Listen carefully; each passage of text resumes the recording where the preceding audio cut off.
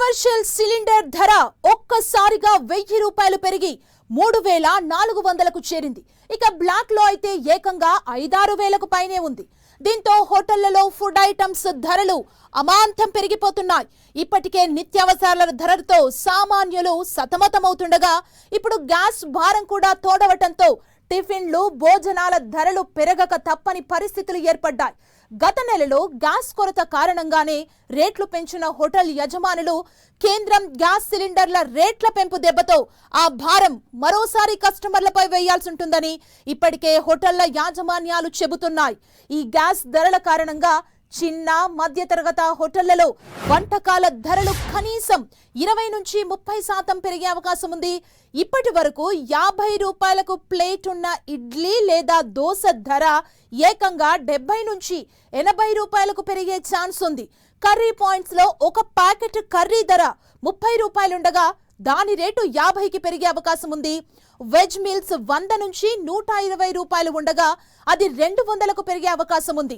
ఇక tea coffee ధరలు ఇప్పుడు 15 రూపాయలుంటే అది 25 రూపాయలకు పెరిగే అవకాశం ఉంది.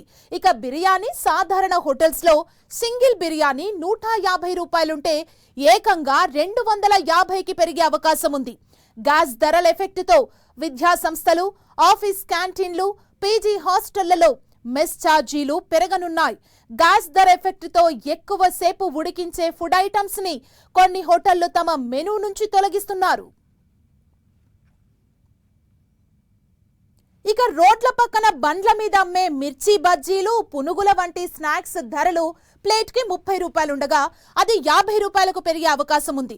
మసాలా తయారీ, ఆహార శుద్ధి పరిశ్రమలలో కమర్షియల్ గ్యాస్ వాడటం వల్ల ప్యాక్ చేసిన ఆహార పదార్థాల ధరలు కూడా పెరగనున్నాయి.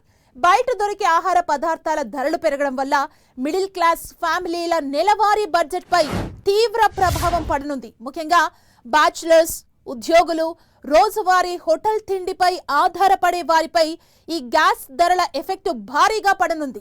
కమర్షియల్ సిలిండర్ ధరలు భారీగా పెరగటంతో పెరిగిన ఖర్చుల భారాన్ని తట్టుకునేందుకు మెనూ ధరల్ని 10% వరకు పెంచాలని ఇప్పటికే ఏపీ స్టార్ హోటళ్ల అసోసియేషన్ నిర్ణయించింది. ఈ నిర్ణయం త్వరలోనే అమల్లోకొచ్చే అవకాశం ఉంది.